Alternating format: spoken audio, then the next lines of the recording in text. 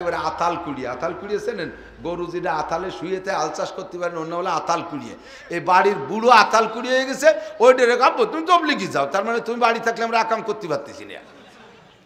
রমজান আসলে আতাল কুড়িয়ে ধরিয়ে বাঁধতেছেন যে এতে কাপে বসাই দিয়েছে, আবার 10টা দিন মসজিদে তো আমরা এই দিশগুলো একটু আকাম করি রাই, ঠিক না? আর তবলিগি এতে কাপে তো বসা, এতে কাপে বসে না, ও বুড়োর এতে কাপে বসার শক্তি না, এতে কাপে সই, এতে কাপে সই বিছানা কেতে বানানো রয়েছে, ওই নিয়ে আতা সাইন করে শোয়াই দিয়েছে, তাও থাকবে না। কই মাসের মতো কানে আটতে আটতে দরজার ধারে মাথা বার হইতেছে, উলাপান বাড়ি দিয়ে খেলাধুলা, নান্টু দুটিয়া বিড়ি দিয়ে যা, উনি এতে কাপে বইছে। দুই গোষ্ঠী শকর আদায় করে না, আমরা করতে পারবো ইনশাআল্লাহ। জীবনে আমি দুই গোষ্ঠীর শকর পাই নাই। এক হলো ব্যবসায়ীরা, ব্যবসায়ীকে কাছে জিজ্ঞেস করবো ভাইজান মাদ্রাসার কিছু চাই, বা অত জিজ্ঞেস করি কেমন চলতেছে, না ব্যবসা নাই, ব্যবসা নাই, হাসিনা চলে যাইয়ে সব শেষ হয়ে গেছে, খালেদা মরিয়ে যাইয়ে সব শেষ হয়ে গেছে, এরশাদ মারার সাথে দুনিয়া সাথে নিয়ে চলে গেছে, ব্যবসা নাই। ব্যবসা নাই তো জীবন ভরে কইস ব্যবসা নাই, তো 1 লাখ টাকার পুঁজি নিয়ে বসলি, এখন দিয়ে 1 কোটি টাকার মালিক হয়েছি, ব্যবসা না থাকলে টা আসে কোন দিয়ে? অথচ জীবন ভরিয়ে নাশকর, না ব্যবসা নাই তার মানে তোমাকে দেওয়া যাবে না। আর হলো প্রত্যেক মাহফিলালারা নাশকর করে, হুজুর এবার কালেকশন নাই, কিছু দিতে পারলাম না, এখন ভিজে গামছা ফিটি মালিশ করে বিদায় দিয়ে দেয়। খুশির শুকর আর বেজাইরে শুকর বোঝা যায়। 10 প্রকার ভালো খাইয়ে আলহামদুলিল্লাহ আল্লাহ এইরকম যেন সারা বছর চলে, এটাও আলহামদুলিল্লাহ। আর খাইতে মনে চাচ্ছে অনেক পাইছেন সামান্য, আলহামদুলিল্লাহ যা খাইছে ভালো খাইছে, না খালি কি আলহামদুলিল্লাহ এবারও বারো। রাস্তায় যে হাঁটতেছে পয়সা নাই কাছে, হাঁটতে হাঁটতে ক্লান্ত হয়ে গেছে, আল্লাহ যদি 5টা টাকা দিতে একটু ভ্যানে যেতাম। কইতে কইতে দেয় যে রাস্তার পাশে একটা কয়েন চিকচিক করতেছে, খুশিতে বাঘ তুমি এত তাড়াতাড়ি দোয়া কবুল হবো তা তো বুঝতে পারিনি। 5 টাকায় যে ভ্যানে কদ্দূর গেছে, এখন বসছে যে আল্লাহরে কইলেই তো দেয়, পথ তো আরো রয়ে গেছে 30 কিলো। এখন কাছে আল্লাহ যদি আমার 100টা টাকা দিতে তাহলে তোমারে 5 টাকা দিতাম। আল্লাহ ওরে 100 টাকা দিল, আল্লাহরে 5 টাকা দিল। একটু আগে দেয় যে কয়টা টাকা পেলানো, গুনিয়ে দেয় যে 95টা। কয় আল্লাহ তুমি বিশ্বাস করতে পারলেন, তোমার 5 টাকা রাখিয়ে দিছো, তুমি 100 টাকা দিয়ে দিতে, আমি 5 টাকা তোমার তোমার 5 টাকা হাতে রাখিয়ে দিলে। দোস্ত আল্লাহ ভালোই রে জানে, আলিমুম বিজাতিস সুদূর, কোটিপতি বানাই দিলে। এদিক তাকান।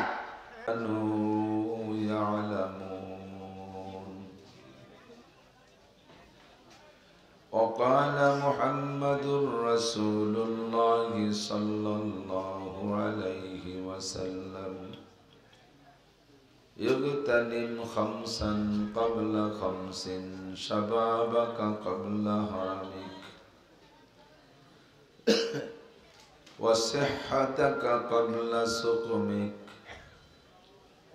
وفراغك قبل شغلك وغناءك قبل فقرك وحياتك قبل موتك أو كما قال عليه الصلاة والسلام سبحانك لا علم لنا إلا ما علمتنا إنك أنت العليم الحكيم اللهم أرنا الحق حقا وارزقنا اتباعه وأرنا الباطل باطلا وارزقنا اجتنابه সকলে বলি আমিন। একটু দরুদ শরীফ পড়ি, আল্লাহর রহমত বেড়ে যাবে 10 গুণ। আল্লাহুম্মা সাল্লি আলা মুহাম্মাদিন ওয়া আলা আলি মুহাম্মাদ কামা সাল্লাইতা আলা ইব্রাহিম ওয়া আলা আলি ইব্রাহিম ইন্নাকা হামিদুম মাজিদ। اللهم بارك على محمد وعلى آل محمد كما باركت على إبراهيم وعلى آل إبراهيم ইন্নাকা হামিদুম মাজিদ।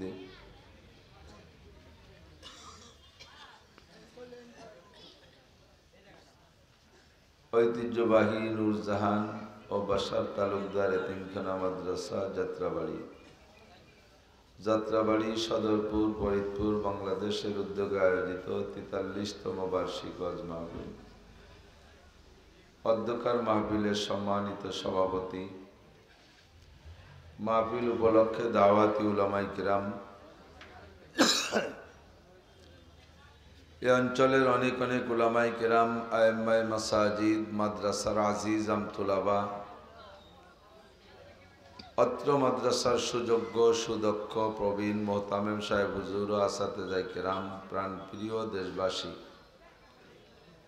আল্লাহ তাবারক ওয়া তাআলার শাহী দরবারে সর্বক্ষণ আমাদের পক্ষ থেকে অসংখ্য শুকর। যেহেতু আমরা অবিরাম আল্লাহ পাক রব্বুল আলামিনের অসংখ্য নিয়ামত উপভোগ করছি, ব্যবহার করছি, সর্বোপরি আল্লাহ পাক আমাদেরকে সুস্থতার সাথে হায়াত দিয়েছেন, বাঁচায় রেখেছেন এবং এ অঞ্চলের লক্ষ লক্ষ মানুষের মধ্য থেকে বাছাই ছাঁটাই করে আজকে এই সাময়িক জান্নাতের বাগানে বসার জন্য, কিছুক্ষণ বসবাস করার জন্য আল্লাহ পাক আমাদেরকে উপযোগী মনে করে, যোগ্য মনে করে ডেকে এনেছেন এবং বসার তৌফিক এনায়াত করেছেন। এজন্য শুকর আদায় করি আলহামদুলিল্লাহ।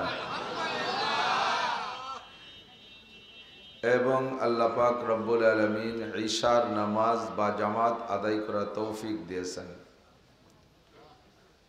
আবারও শুকর আদায় করি আলহামদুলিল্লাহ। অনেক দিন আগে মাদ্রাসায় এসেছিলাম, মোটরসাইকেলে চলাফেরা করতাম।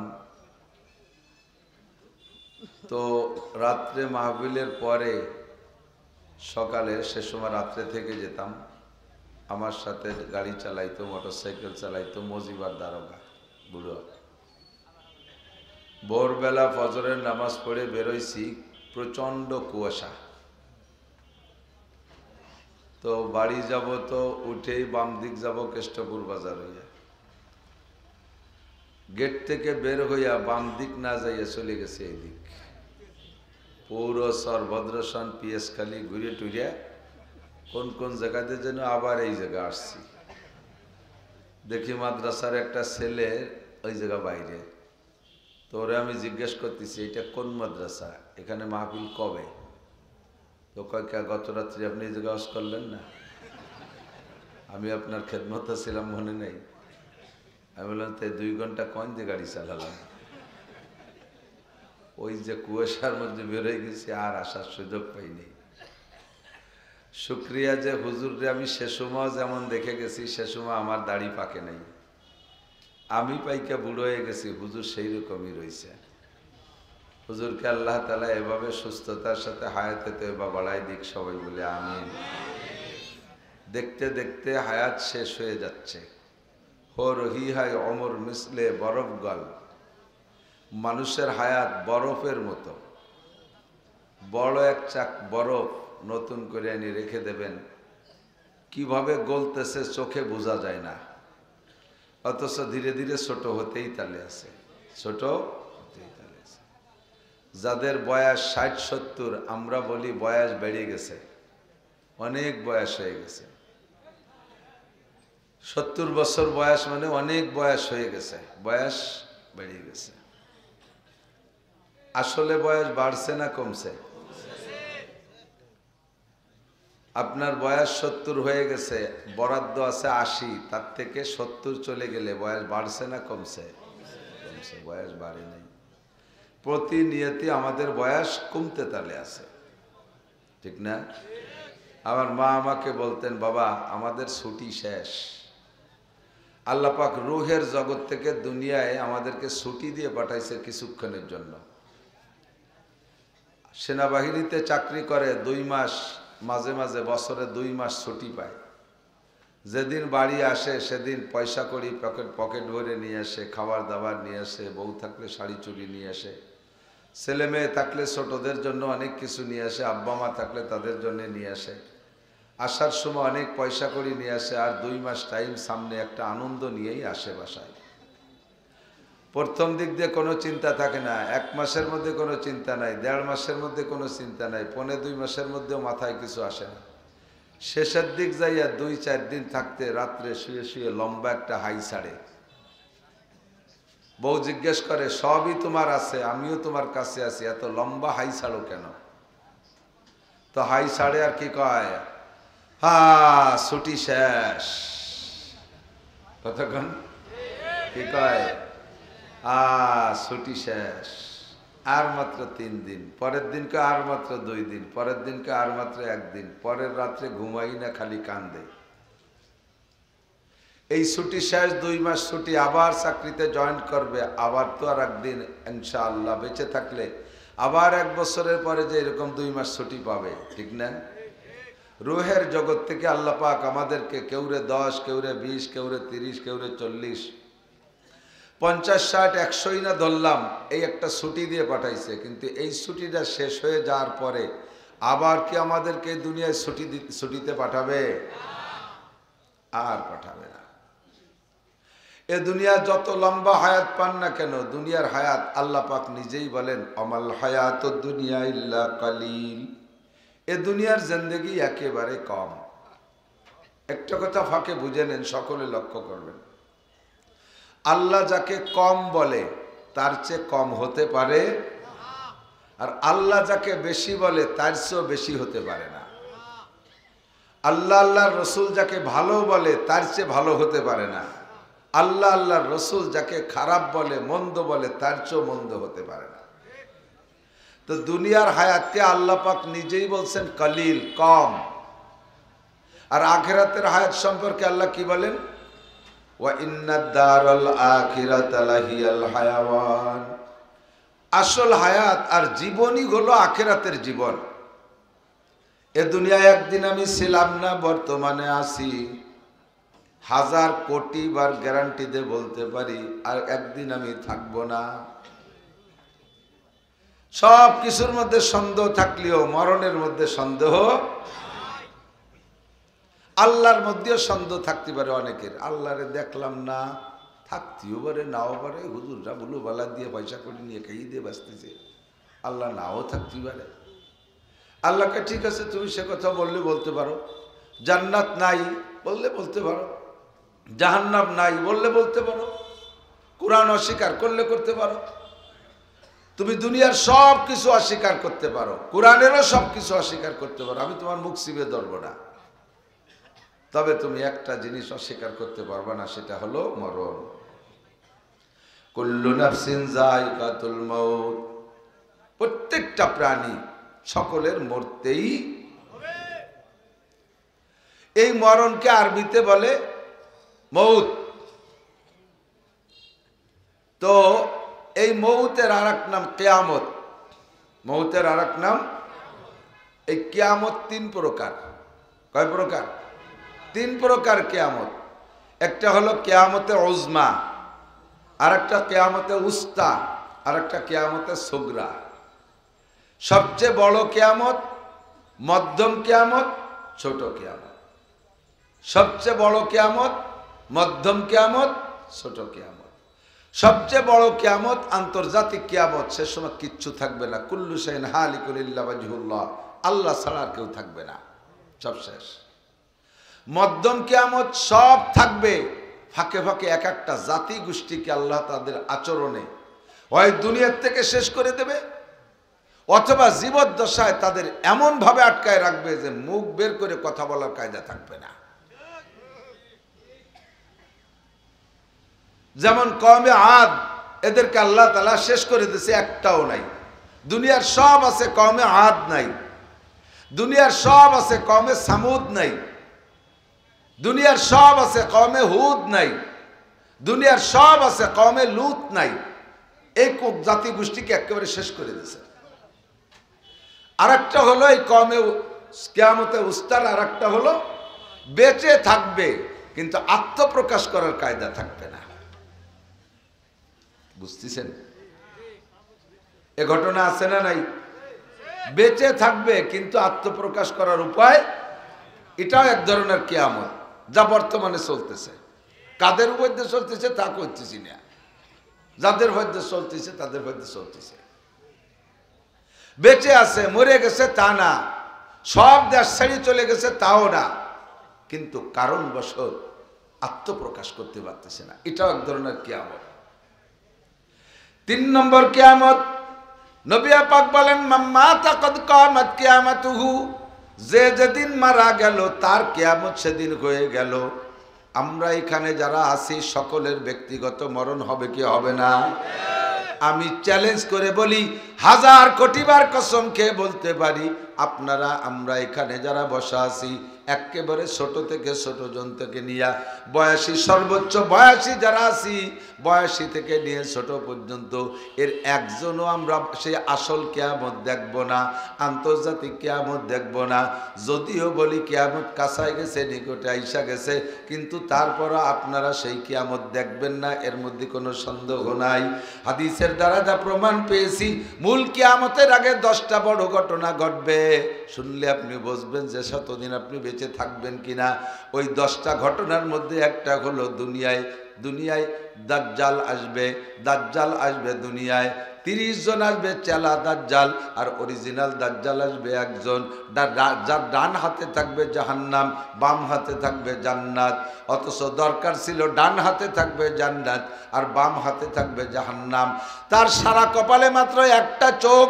সে আইসা মানুষের ভিতরে খোদাই দাবি করবে আর বলবে, আমাকে যারা আল্লাহ বলবা, আমাকে যারা খোদা বলবা, তারা আমার এই বাম হাতে জান্নাত আছে এইটা পাবা, আর আমাকে যারা খোদা না বলবা তাদেরকে এই জাহান্নামের মধ্যে ফেলানো হবে, অর্থাৎ হত্যা করে দেয়া হবে।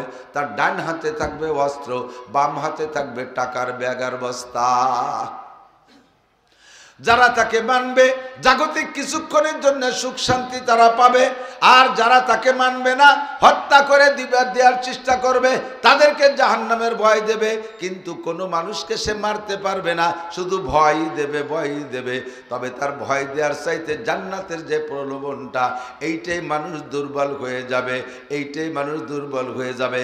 1999 জন মানুষ, 1999 জন মানুষ দাজ্জালের বাম হাতের পক্ষে চলে যাবে। এটা হলো অরিজিনাল দাজ্জাল। আর এই দাজ্জালের আগে আসবে 30 জন চেলা দাজ্জাল। দাজ্জালের চেলা, দরজাল না, পাবলিক কি কয় দরজাল, শব্দ হলো দাজ্জাল। একটু কন, দাজ্জাল মানে ধোঁকাবাজ, আরবিতে দাজ্জাল মানে, এবং মুবালাগা সিগা, প্রচন্ড ধোঁকাবাজ। এমন ধোঁকা দেবে আলেম উলামা পর্যন্ত পড়ে যেতে বাধ্য হবে। আচ্ছা, বড় কঠিন। অরিজিনাল দাজ্জালের হাত থেকে বাঁচা কঠিন, চেলা দাজ্জালের হাতেই আমরা দুর্বল হয়ে যাই। কতক্ষণ ইদানিং অনলাইনে যত ব্যবসা চলতেছে, অনলাইন ব্যবসা আছে না, এও কিন্তু দাজ্জালি ফিতনার এক কিসম। আমি যারা খেয়ে গেছি, দেখি করাতের অ্যাড দিচ্ছে, এতে গাছ কাটা করাত না, একজনের দা হইলে কুপাইয়ে একটা বাঁশ কাটতে পারতেছে না, আপনারা তো দেখছেন। এর মধ্যে একজন করাত একখানা নিয়ে দিল, বাঁশ 1 পয়সা কেটে ফেলে দিল, এইরকম মোটা একখান গাছ 2 পয়সা কেটে ফেলে দিল। আমি বললাম যে বাড়ি চো কাটাকাটি একটু লাগে, তা আমি একখান অর্ডার দিই। অর্ডার দিছি, 800 টাকা এনেছে, একটু একখান ছুরির মতো করা, তাই দিয়ে এখন কোন সিও কাটা যায় না। অথচ ইউটিউবে এমন ধোঁকা দিয়েছে, যার ধোঁকায় পড়তে বাধ্য হয়ে গেছি। হাজার হাজার চলতেছে দাজ্জালি ফিতনা। আর সবচাইতে বড় হলো পশ্চিমারা আমাদের মাঝে দাজ্জাল হিসেবে আসছে। ব্যারাক দাজ্জাল, অ্যাডামস দাজ্জাল, কারিতাস দাজ্জাল, বিআরটিভি দাজ্জাল, গ্রামীণ ব্যাংক দাজ্জাল, আশা দাজ্জাল, প্রশিকা দাজ্জাল, এইরকম যত এনজিও আছে সব এনজিও দাজ্জাল। বাম হাতে তাদের বস্তা ভরা টাকা আর ডান হাতে তাদের অস্ত্র। বাম হাতের বস্তা ভরা টাকা, ডান হাতে অস্ত্র। তাদেরকে গুরু মানলে, তাদের কাছে বায়াত হইলে আমেরিকার ভিসা দিয়ে দেয়, লন্ডনের ভিসা দিয়ে দেয়, দ্রুত গতিতে গ্রিন কার্ড হয়ে যায়, বিদেশে জায়গা জমি ঘর বাড়ি সব সব পাওয়া যায়, স্ত্রী পর্যন্ত পাওয়া যায় বিনা পয়সায়, কোনো তা কিনতে পয়সা লাগে না। এগুলো চেলা দাজ্জাল।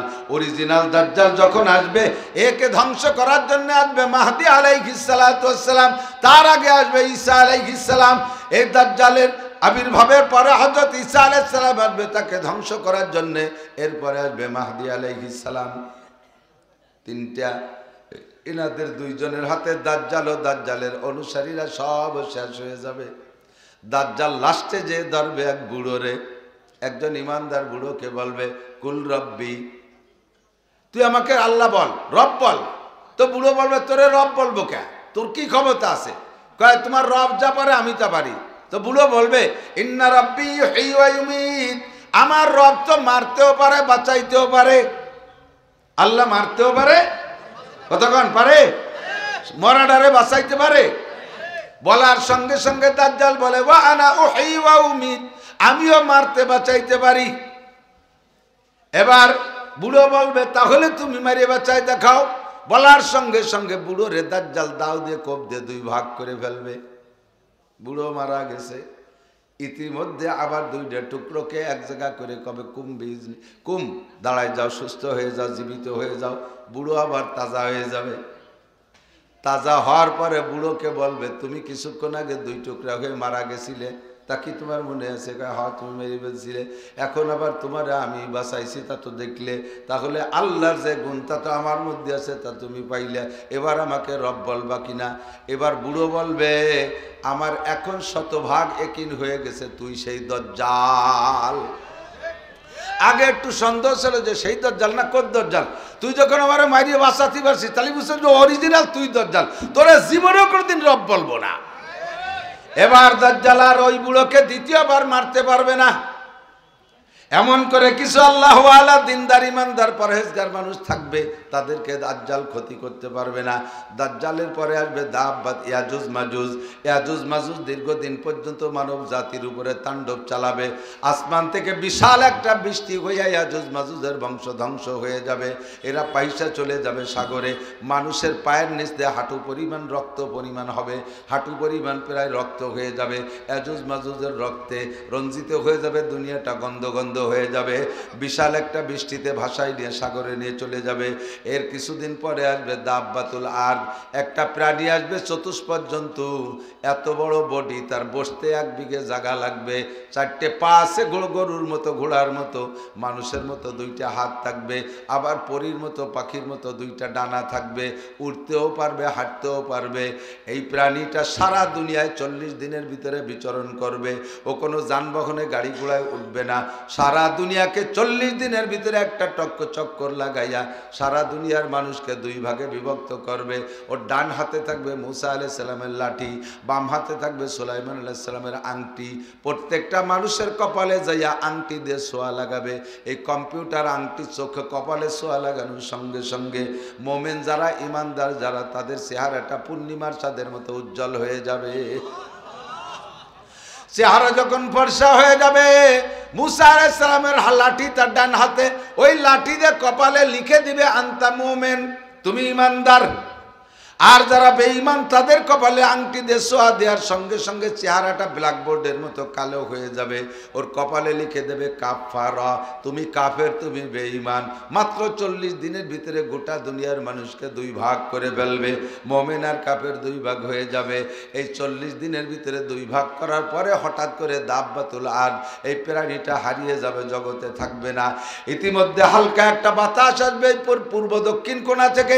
এই বাতাসে যত মুমিন দুনিয়ায় যাদের কপালে মুমিন লেখা আছে, এই মানুষগুলো সাকরাতে মউত ছাড়া, মৃত্যু যন্ত্রণা ছাড়া, রোগ লাগবে না, ব্যাধি লাগবে না, কেউ মারা লাগবে না। অনায়াসে যে যে জায়গা আছে ওই জায়গা হঠাৎ করে পড়ে মারা যাবে। সবাই ইমানের সাথে কলেমা পড়তে পড়তে দুনিয়ার থেকে বিদায় নেবে। সব মানুষ মারা যাওয়ার পরে এদের জানাজা করার মতো একজন ইমানদার থাকবে না, কাফন দাফন করার মতো কোনো ইমানদার থাকবে না, এদের কবর খনন করার মতো ইমানদার থাকবে না। এরা যাবে কোন জায়গায়? যে যে জায়গা পড়ে মারা যাবে ওই জায়গা মাটি ফাঁকা হয়ে কবর হয়ে যাবে, আর ওই কবরের মধ্যে দাফন হয়ে যাবে। সমস্ত মানুষকে সামনে করে ফেরেশতারা জানাজার নামাজ পড়াবে। এই মানুষগুলো দাফন হয়ে যাওয়ার পরে দুনিয়ার একজন ইমানদারও থাকবে না, সব মানুষ কাফের আর কাফের। আল্লাহু আকবার। এই কাফেরদের উপরে 3 রাত 3 দিন বিশিষ্ট একটা রাত আসবে, সূর্য উঠবে না, চন্দ্র উঠবে না, আকাশে তারকা থাকবে না, দুনিয়ায় কোনো কারেন্টের বাতি থাকবে না, আগুন পর্যন্ত জ্বালাইতে পারবে না, গোটা দুনিয়া একটা বিশাল অন্ধকার থাকবে 3 দিন পর্যন্ত। 72 ঘন্টা। এই 72 ঘন্টার ভিতরে দুনিয়ায় কারবালা শুরু হয়ে যাবে, মা বাপ ভাই বোন সব বিচ্ছিন্ন হয়ে যাবে, কান্নাকাটির রোল পড়ে যাবে, বিশাল একটা ভয়াবহ অবস্থা, মনে হবে যেন কিয়ামত শুরু হয়ে গেছে। মানুষের খাদ্য সামগ্রী খুঁজে পাবে না, পায়খানা করে খাওয়া শুরু করবে, পেশাব করে পান করা শুরু করবে। এই মহাবিপদ 3 রাত 3 দিন চলার পরে পশ্চিম আকাশ থেকে সূর্য উদয় হবে, পূর্বাকাশ থেকে না। পশ্চিম আকাশ থেকে সূর্য উদয় হইয়া মাঝ আকাশ পর্যন্ত আসবে, তবুও মানুষের ভিতরে একটা স্বস্তি আসবে। অন্ধকার তো কেটে গেছে, মোটামুটি আলোর মুখ দেখলাম, কিছুটা প্রশান্তি পাবে। আবার পশ্চিম আকাশের নিয়ম মতো সূর্যটা ডুবে যাবে। এরপরের থেকে আবার প্রত্যেক দিন অন্য দিনের মতো পূর্বাকাশ থেকে 24 ঘন্টায় দিন রাত হবে, সূর্য উদয় অস্ত হবে। এই সূর্য ব্যাকে আসার পর থেকে আর যত মানুষ কিয়ামত পর্যন্ত দুনিয়ায় থাকবে, হাজারো তওবা করলে তওবা কবুল হবে না। একে বলা হয় রদ্দে শামস। দুনিয়ার সিস্টেমকে আল্লাহ উল্টাই দিয়েছে, কাজেই এখন আর তওবা কবুল হবে না। বলা হয় নির্দিষ্ট তারিখও বলা যাবে না, তবে এই সূর্য উদয়ের ব্যাকে আসার পরে পশ্চিম আকাশ থেকে সূর্য উদয়ের 120 বছরের মতো পরে যাইয়া দুনিয়া ধ্বংস হবে, কিয়ামত হবে। যেদিন ধ্বংস হবে সেই দিন ইসরাফিল আলাইহিস সালাতু ওয়াস সালাম আল্লাহ পাকের কাছে জানতে চাইবে, আল্লাহ এখন কি সিংহায় ফু দেব? আল্লাহ পাক বলবেন আজরাইলকে পাঠাও, দেখে আসুক দুনিয়ায় কোন জায়গায় একজন মানুষ আল্লাহ বলনেওয়ালা আছে নাকি। যতক্ষণ পর্যন্ত আল্লাহ বলনেওয়ালা একজন মানুষ দুনিয়ায় থাকবে, অতক্ষণ পর্যন্ত কিয়ামত হবে না। লা তাকুমুস সাআতু হাত্তা ইউকালা ফিল আরদি আল্লাহ আল্লাহ। যতক্ষণ আল্লাহ বলনেওয়ালা থাকবে অতক্ষণ কিয়ামত হবে না। আজরাইল যে রিপোর্ট দেবে, না আল্লাহ এখন আর দুনিয়ায় আল্লাহ বলার কেউ নাই, ইসরাফিল আলাইহিস সালাম সিংহায় ফু দেবে, গোটা দুনিয়া ধ্বংস হয়ে যাবে, মুহূর্তের ভিতরে কিচ্ছু থাকবে না। মুহররম মাসের 10 তারিখ হবে, বার হবে শুক্রবার, একে ফুতে সব চলে যাবে, আজীব একটা কারখানা। আল্লাহ পাক বলেন ইজাস সামাউন ফাতারাত ওয়া ইদাল কাওয়াকিবু ইনতাসারাত ওয়া ইদাল বিহারু ফুজ্জিরাত ওয়া ইদাল কুবুরু বুসিরাত ইজাস শামসু কুব্বিরাত ওয়া ইদান নুজুমু কাদারাত ওয়া ইদাল বিহারু ফুজ্জিরাত। এমন করে যত আয়াত আছে সবগুলো কিয়ামতের আয়াত। ইজা ওয়াকাতিল ওয়াকিয়া লাইসা লিওয়াকাতিহা কাযিবা খাফিদাতুর রাফিয়া ইজা রুজ্জাতিল আরদু রাজ্জা অবুসাতিল জিবালু বাসসা। পাহাড়গুলো পুতুলার মতো উঠতে থাকবে, চন্দ্র সূর্য খসে পড়বে, আসমান টাস করে ফেটে তন্ন তন্ন হয়ে যাবে, পায়ের নিচের জমিন থাকবে না, সারাটা দুনিয়া এলোমেলো হয়ে যাবে। এইটা হলো কিয়ামত। সবগুলোকে ধ্বংস করে দেবে ইসরাফিলের বুকে, আর জানগুলো কবজা করবে আজরাইল আলাইহিস সালাম। সব জান কবজা করার পরে আল্লাহ পাক আজরাইলকে জিজ্ঞেস করবে, আজরাইল আল আন মা বাকিয়া, ও আজরাইল এখন কারা কারা আছে জগতে? সব শেষ করেছো নাকি কেউ বেঁচে আছে? আজরাইল বলবে, আল্লাহ নাহনু সালাসাতা আশার, আমরা 13 জন আছি আর বাকি সব ধ্বংস করে দিছি। আল্লাহ কয় কোন 13 জন আছো? কয় 1 নম্বরে হামিলাতুল আরশ সামানিয়া, তোমার আরশ উঁচু করে রাখছে যে 8 জন, সেই 8 জন আছে। ওয়া নাহনু আরবা, জিবরাইল মিকাইল ইসরাফিল আর আজরাইল আমি, এই 12 জন। ওয়া আনতা, তুমি, আমরাই মোট ফ্যামিলিতে 13 জন আছি আর সব শেষ করে দিছি। আল্লাহ পাক বলবেন সর্বপ্রথমে 13 জনের মধ্যে বড় 3 জনের জান আমার কাছে জমা দিয়ে দাও। জিবরাইল মিকাইল ইসরাফিল এই 3 জনের জান বের করে আমার কাছে জমা দাও। আজরাইল মুহূর্তের ভিতরে বড় 3 ফেরেশতাকে হত্যা কইরা তাদের জান আল্লাহর কাছে জমা দেবে। আল্লাহ বলবেন এখন কে কে আছো? কয় আল্লাহ নাহনু আশারা, আমরা 10 জন আছি, তোমার আরশ বহনকারী 8 জন, আর তুমি আর আমি এই 10 জন আছি। আল্লাহ পাক বলবেন আরশ বহনকারী 8 জন মারিয়ে জান কয়টা জমা দাও। এবার আজরাইল বলবে, আল্লাহ ওই 8 জন তো তোমার আরশে উঁচু করে রাখছে, ওই 8 জনে বাইরে ফেললি তোমার আরশ নিয়ে তো তুমি হুড়মুড় করে নিচে পড়ে যাবা। আল্লাহ কয় আজরাইল পড় কুল হুয়াল্লাহু আহাদ, পড়েন একবার, কুল হুয়াল্লাহু আহাদ আল্লাহুস সামাদ। বলো সেই আল্লাহ কয়জন? আমার আল্লাহুস সামাদ, আমার আল্লাহ কাহারো কাছে ঠেকা? জোরে বলেন ঠেকা। এ আজরাইল কুল হুসরা পড়ো, কুল হুয়াল্লাহু আহাদ আল্লাহুস সামাদ, আল্লাহ এক ও একক, আমার আল্লাহ কাহারও কাছে ঠেকানা। তোমরা দুনিয়ায় যারা দেবদেবীর পূজা পাঠ করো, তোমরা যার পূজা করো সে তোমাদের কাছে ঠেকা, তারে ধরে রাখলে সে দাঁড়ায় থাকতে পারে, ছেড়ে দিলে পড়ে যায়, বছরের শেষে রং নষ্ট হয়ে যায়, মিস্ত্রিদের রং দেয়া লাগে, এক বছরে মাথায় যে খরা বৃষ্টি লাগে দুর্বল হয়ে যায়, ফাঁসার মধ্যে বাঁশ ঢুকো, যে তিন দিক দিয়ে বাঁশ বাজায় যে ঠেলি রাহা লাগে। আমি আল্লাহ ওই রকম দুর্বল না, আমার আরো সুস্থ করে রাখার জন্য কেউরে লাগে না। আরে তোদের মাবুদের রং উঠে যায়, তোরা রং দিস, আমি আল্লাহর রং ওঠে না।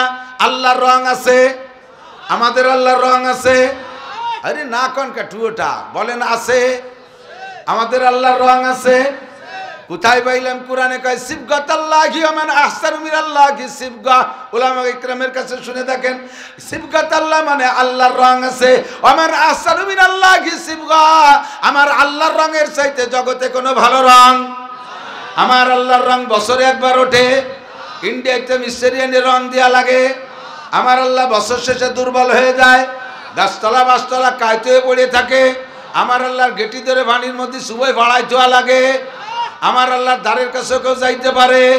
হে আজরাইল, আমি আল্লাহ কাহারও কাছে ঠেকানা।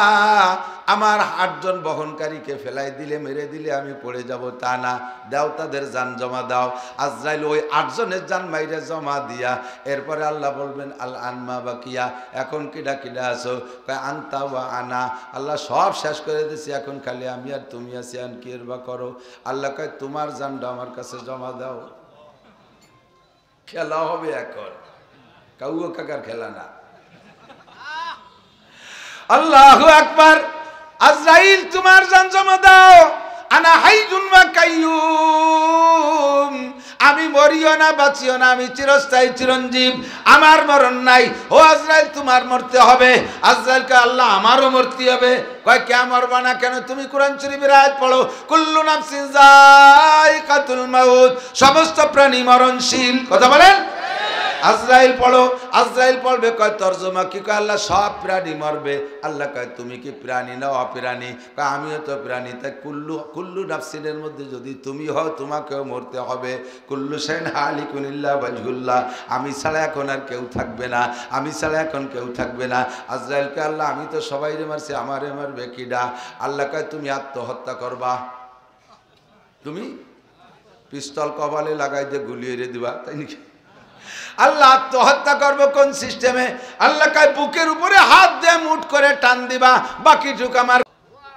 যখন আজরাইল বুকের উপরে হাত দিয়ে টান মারছে, আল্লাহ কয় ওয়াইযা রাদা শাইআন আইয়াকুলা লাহু কুন ফায়াকুন, আমি কিছু করতে গেলে তেমন কিছু করি না, শুধু কোন শব্দ ব্যবহার করি। আজরাইল যখন মুঠ করে টান দিয়েছে, আল্লাহ কয় কুন মাইয়াতান মালাকাল মউত, ও আজরাইল তুই মরে যা। বলার সাথে সাথে হাতের মধ্যে জানটা বেরিয়ে আসছে। আজরাইলের জান যখন বেরিয়ে যাইবে, তখন আজরাইল এমন জোরে একটা চিৎকার মারবে, যদি ওই সময় সারা দুনিয়ার সমস্ত প্রাণী থাকতো, আজরাইলের মুখের এই চিৎকার আওয়াজে সমস্ত প্রাণী কলিজা ফাইটা মারা যাইতো।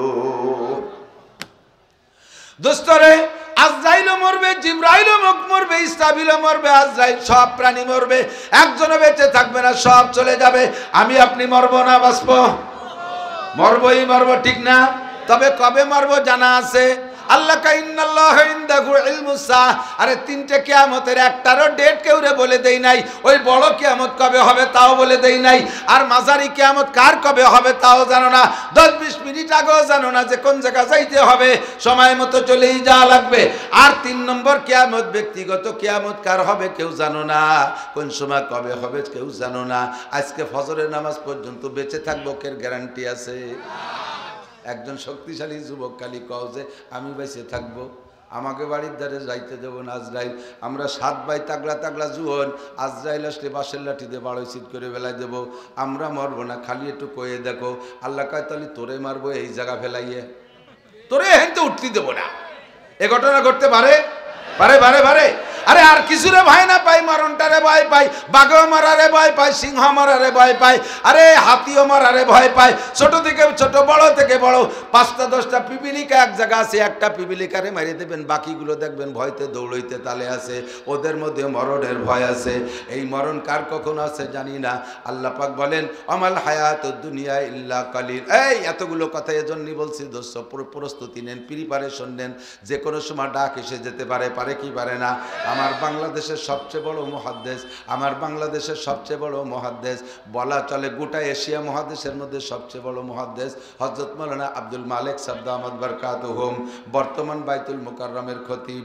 আল্লাহ পাক যে কি পরিমাণ এলেম দেশে, মানুষটা চেহারা নাই, স্বাস্থ্য নাই, জোয়ান না, একটা মানুষ, স্যান্ডেল পায়দে সামনেতে 2 ইঞ্চি, পিছনে 3 ইঞ্চি বেশি লম্বা, একেবারে কোনো ডাকডোল কিছুই নাই, ঢকশক কিছুই নাই। আল্লাহ যে কি পরিমাণ এলেম দেশে, মনে চায় যে সবসময় আব্দুল মালিক সাহেবরে কোলে করে গালে মুখে চুমো খাই। এত বড় মানুষটাকে আল্লাহ বাংলার জমিনে পাঠাইছে। ওনার হাদিসের দর্শে একদিন বসছি, হাদিস পড়াইতেছে, হাদিস পড়ানোর ফাঁকে ফাঁকে মুখে কয় আস্তাগফিরুল্লাহ ওয়া আতুবু ইলাইহি লা ইলাহা ইল্লাল্লাহ। বারবার দেখি 2-1টা হাদিস পড়ায় আর বলে কয় আস্তাগফিরুল্লাহ ওয়া আতুবু ইলাইহি লা ইলাহা ইল্লাল্লাহ, আল্লাহু আকবার। জিজ্ঞেস করতে সময় পাই না, তবে আমি নিজে নিজে বুঝে নিছি এই আমলটা উনি কেন করে। কয় আস্তাগফিরুল্লাহ ওয়া আতুবু ইলাইহি পড়া বিগত গুনাহ থেকে তওবা করে রেডি থাকে। আস্তাগফিরুল্লাহ ওয়া আতুবু ইলাইহি তার মানে আল্লাহ ক্ষমা চাই, ভবিষ্যতের গুনাহ করব না, তওবা ইস্তেগফার করে গুনাহ থেকে পবিত্র হয়ে যায়। আর লা ইলাহা ইল্লাল্লাহ পড়ে রাখে, কারণ এরপরে মরণ হলে আমার ইমানি মরণ হোক।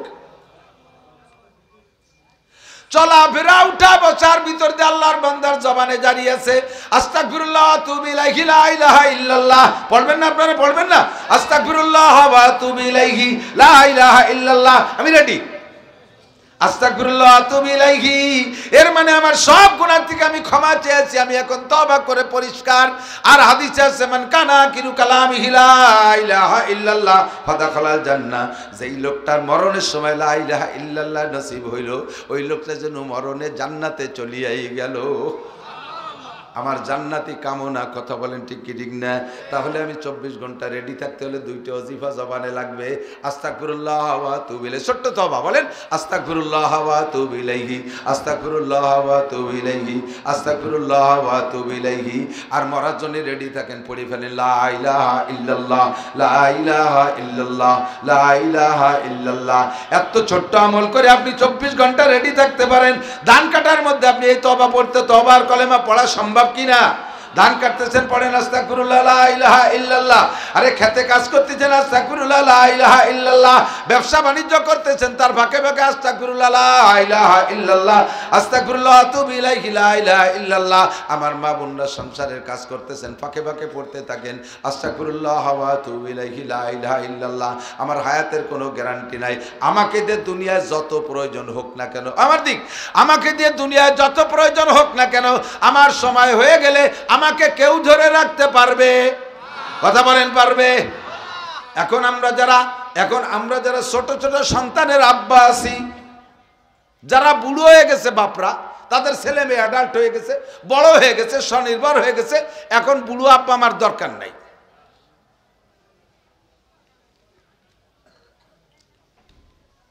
বরঞ্চ অনেক বুড়ো আব্বা আমার জন্য ছেলে মেয়েরা দোয়া করে যে মরে না, আর কতদিন বেঁচে থাকবে, না মরলে জমি ভাগ করতে পারতেছি না। এরকম আছে আছে আছে আছে না নাই? এ বুড়ো মরে না কে, না মরলে জমি ভাগ করতে পারতেছি না। আর এখন আমরা যারা ইয়াং আব্বা আছি, আমাদের ছোট ছোট বাচ্চারা আছে, আমাদের এই সন্তানরা কিন্তু আব্বা আমার জন্য দোয়া করে, আল্লাহ আমার আব্বারে তুমি হায়াত বাড়ায় দাও। আপনারা সবাই ছোট, আব্বা মরে গেলে আমাদের কি উপায় হবে? সন্তানরা আব্বার জন্য দোয়া করে। আসার সময় অনেক ফরমান দিয়ে দেয়। আমি আসার সময় আমার ছোট্ট মেয়েটা বলে আব্বু আমার জন্য ছোট কমলা আনবা, আব্বু আমার জন্য এই আনবা ওই আনবা ইত্যাদি বলে দেয়। আমার মতো আব্বাকে দেই সন্তানদের কত প্রয়োজন, হাজারো প্রয়োজন থাকা সত্ত্বেও আমার সময় হয়ে গেলে এই প্রয়োজনের তোয়াক্কা না করে আল্লাহ পাক আমাকে ডাক দিয়ে নিয়ে যেতে পারে, পারে কি পারে না? যে কোনো সময় ডাক দিয়ে নিয়ে যেতে পারে। কাজে আমাকে 24 ঘন্টা প্রস্তুত থাকতে হবে। নবী পাক বলেন আমার উম্মতের গড় হায়াত, হুজুর বলছেন আমার উম্মতের দুনিয়ার গড় হায়াত কতটুক? হুজুর বলেন হায়াত উম্মতি বাইনা 60 ওয়া 70, আমার অধিকাংশ উম্মতের হায়াত 60 থেকে 70-এর মাঝামাঝি, 60 থেকে 70-এর মাঝামাঝি। এই 60-70-এর মধ্যে উম্মত বেশিরভাগ চলে যাচ্ছে। কতক্ষণ? 61, 62, 63, 64, 65 এর মধ্যেই চলে যাচ্ছে, বেশিরভাগ উম্মত চলে যাচ্ছে। আমারও যেমন কম হায়াত, আমার উম্মতেরও কম হায়াত, এর মধ্যে চলে যাবে। তবে আমার উম্মতের জন্য একটা সুসংবাদ আছে, আমার দিক তাকান। হুজুর বলেন আমার উম্মতের সুসংবাদ হলো 8টা জান্নাতের মধ্যে ফেরদাউস হবে আমার উম্মতের বাসস্থান। ইন্নাল্লাযীনা ক্বালু রাব্বুনাল্লাহ ثم استقاموا تتنزل عليهم الملائكة ألا تخافوا ولا تحزنوا وأبشروا بالجنة التي كنتم توعدون نحن أولياؤكم في الحياة الدنيا وفي الآخرة ولكم فيها ما تشتهي أنفسكم ولكم فيها ما تدعون نزلا من غفور رحيم। সূরা মুমিনুনের মধ্যে আল্লাহ পাক বলেন ইয়ারিসুনাল ফিরদাউস, আমার উম্মত জান্নাতুল ফিরদাউসের মালিক হইয়া যাবে। সাহাবায়ে কেরাম বলে হুজুর কাইফা ইউমকিনু, এইটা কি করে সম্ভব? অল্প একটু হায়াতের মধ্যে ফেরদাউসের মালিক হব কি করে? আল্লাহর নবী বলেন তুমি 5টা কথা মনে রাখবা, একেবারে হাতে গুনে আমার দিক তাকান।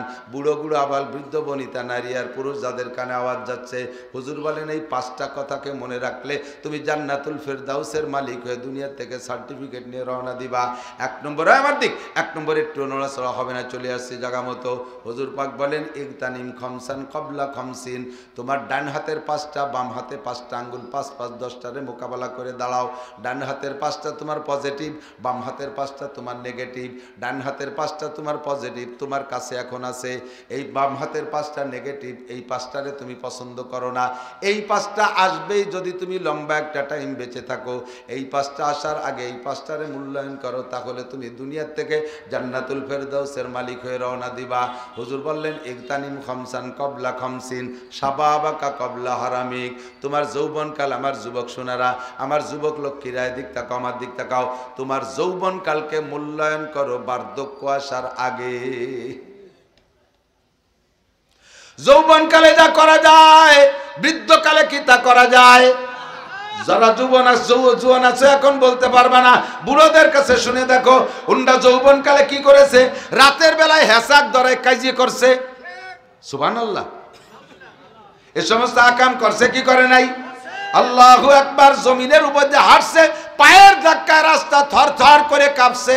পাশ দিয়ে যদি কেউ লুঙ্গি শব্দ করে হাঁটছে, তারে পিছনে ফেলাইয়া রাস্তায় চলে নাই, কেউরে সামনে বাড়তে দেয় নাই। এমন করে পাল্লা দিয়ে শক্তি দেখাইছে। বাহুবল এমন ছিল, বাঘের সাথে লড়াই করার হিম্মত ছিল। দিনের বেলা আকাশে তারকা দেখতো, চোখের পাওয়ার এত সুন্দর ছিল, লোহা খেয়ে ফেললে হজম হয়ে যাইত, এমন পাও পেট শক্তি ছিল পেটে। এখন সেই বুড়োর কি হালাত? দিনের বেলা তারা তো দূরের বেলা, দিনের বেলা বেলাও দেখে না, রাতের বেলা দিনের বেলা বাথরুমের দরজা খুঁজে পায় না চশমা ছাড়া, ঠিক না? রাস্তায় একা একা হাঁটে, 5 মাইলের মধ্যে রাস্তায় কেউ নাই, একাই রাস্তায় যে হাঁটে তারপরও পিছে পড়ে যায়। আর আগে রাস্তায় যে কয়জন দেখছে সবাইরা পিছে না ফেলায় হাঁটে নাই, আর এখন রাস্তায় একা একা পিছে পড়ে যায়। কয় একা পিছে পড়ে কিভাবে? কয় যার কথা ছিল আসরের সময় যাইতে যাইতে রাত 8টা বেজে গেছে, একা একা হাঁটতে হাঁটতে এত দুর্বল, হাইটে কুল পায় না, পিছে পড়ে যাচ্ছে। আগে লোহা খাইলে হজম হয়ে যাইতো, এখন হালুয়া খাইলে, সাদা যাও খাইলেও যেমন খায় ওইরকম হয়েছে, ফটফটায় বার হয়ে চলে যায়, একটু বেটে দাঁড়ায় না, ঠিক না? আমি কয়েক বছর 2 বছর আগে গিয়ে 2-3 বছর আগে গেছি সুন্দরবন এলাকায়, একেবারে শরণখোলার ওই মাথায় রাজাপুর গ্রাম, ও জায়গা মাহফিলে গেছি। 2 দিন মাহফিল, আগের রাত্রে মাহফিল করছি, পরের দিন থেকে রাত্রে আবার মাহফিল করে পরের দিন আসবো। চিন্তা করলাম সুন্দরবনের এত কাছে আসছে, একটু ভিতরে দিয়ে যাই। খুব শখ আছে, সুন্দরবন দেখলি খালি আমার ভিতরে ঢুকতে মনে চায়, আবার ভয়ও আছে। তো যাবো বলে নিয়ত করছি। বললাম যে এই তাগড়া তাগড়া 7-8 জন কুরইল মুরইল নিয়ে চলো, সামনে 4 জন, পিছনে 4 জন থাকবো, আমি মাঝে থাকবো। এর ঘন জঙ্গলের মধ্যে বাগানে বেত গাছের মতো গাছ, আবার একটুক একটুক মোটা খেজুর গাছের মতো এরকম ফল হয়, ওরা হেতালি, এই হেতালি বাগানের মধ্যে ঢোকো, ওর মধ্যেই বাঘ থাকে। আগের থেকে তো খুব দামকি ধুমকি মারছি, চল যাই। আর ওরা এইভাবে 8 জন নিয়ে গেছে, আমি বললাম যে আমি মাঝে থাকি, তোরা সামনে 4 জনের থাক, এক পাশ থেকে খাতি এসে লাস্টে আমার ধরতে পারে। ওরা কয় যে হুজুর বাঘরে তো চেনেন না, ও যারে টার্গেট করবে সে মাঝে থাকুক আর আগে থাকুক, ওরে ছাড়া ধরবে না। শুনি তো পরান কামিয়ে গেছে, তবুও হিম্মত করতেছি যাবই। আল্লাহু আকবার। যাইয়া 4 পার হয়ে উপার যাইতে হবে, ছোট্ট একটা নদীর উপরে 4 বাঁশের 4 সাঁকো। 4-এর গোড়ায় যাইয়া ইপার দাঁড়ায় উপার তাকায়, দেখি বেশি বড় না, হয়তো 30-7টা থবে। বাঁশের 4-এর গোড়ায় মুরব্বী একটা বসে রয়েছে,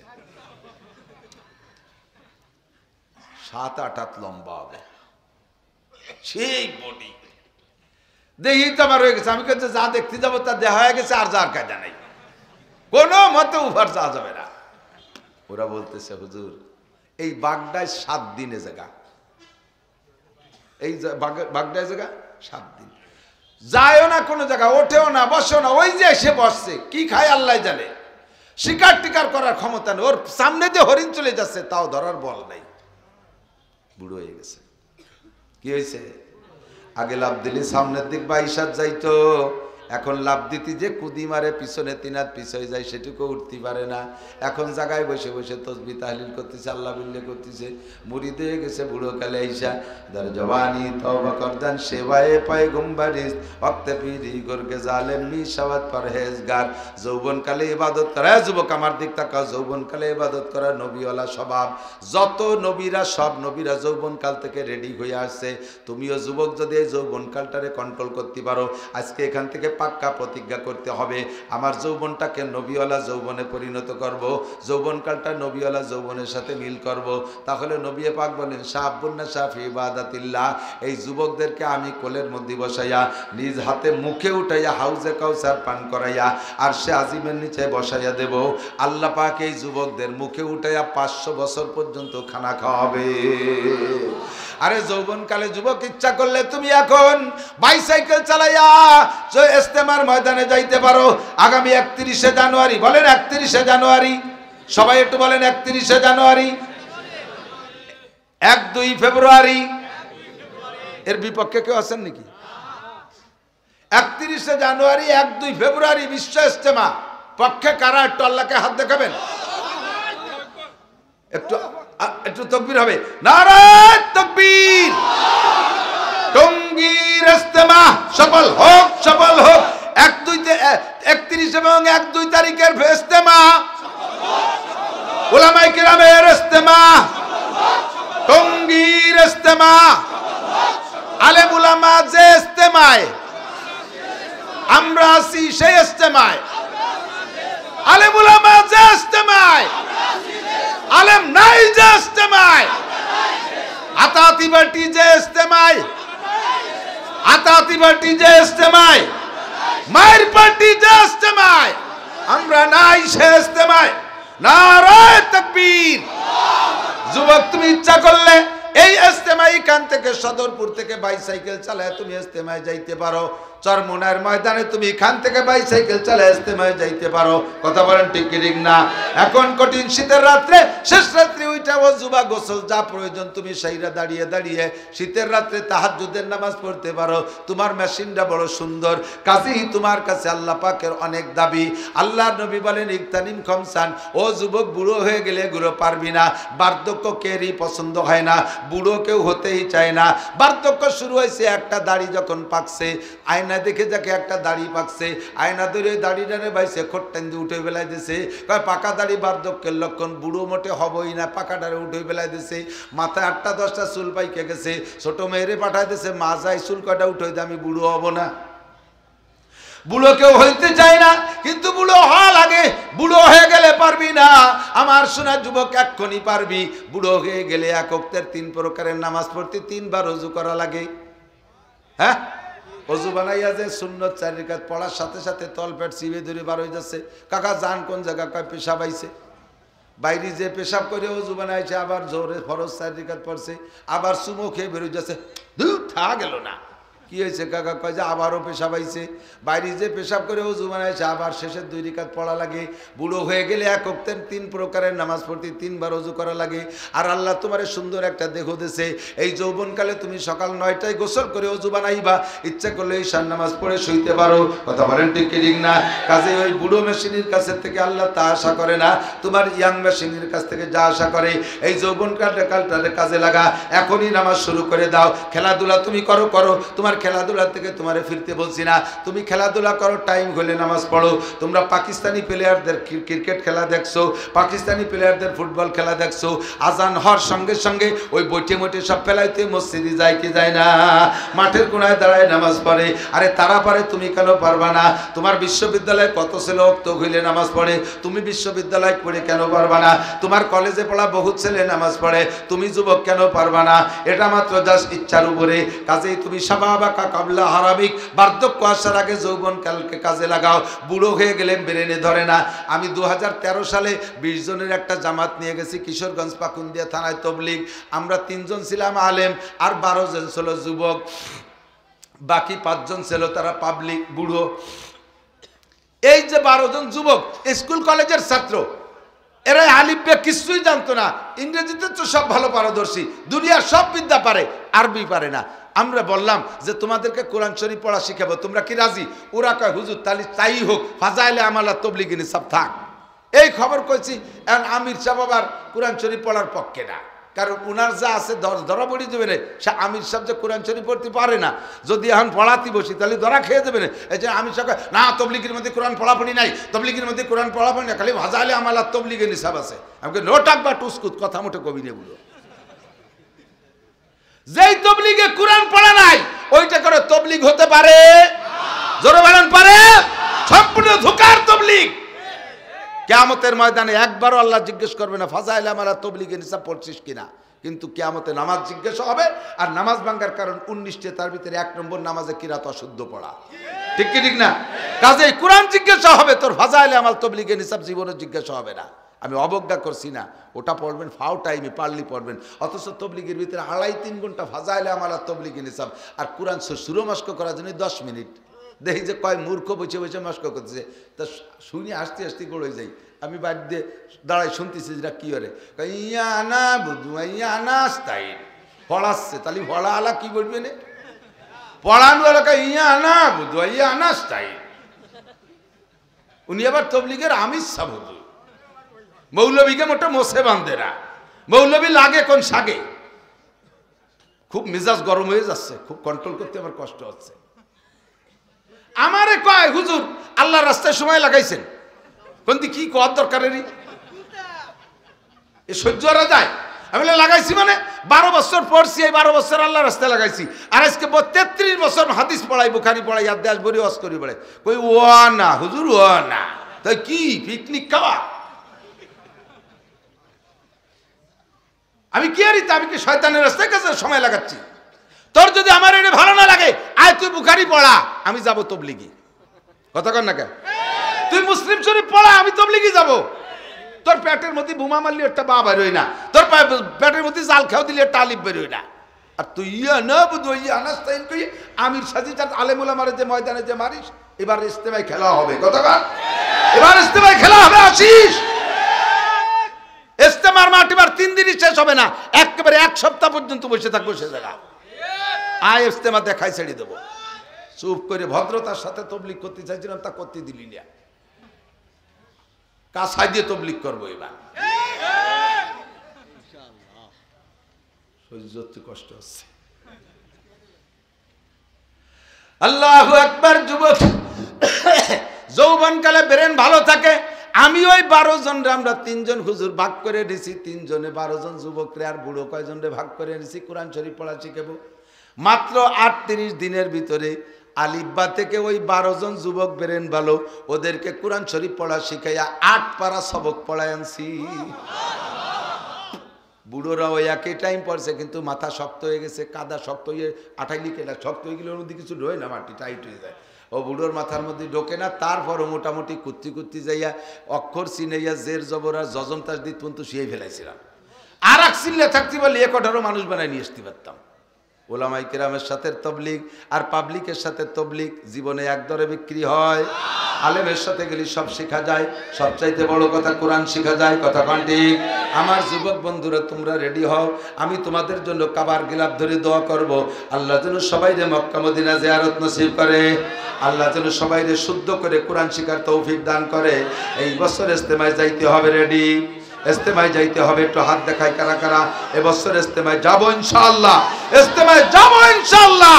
ইস্তেমার থেকে এক চিল্লা তিন চিল্লা বেরিয়ে যাবো ইনশাআল্লাহ।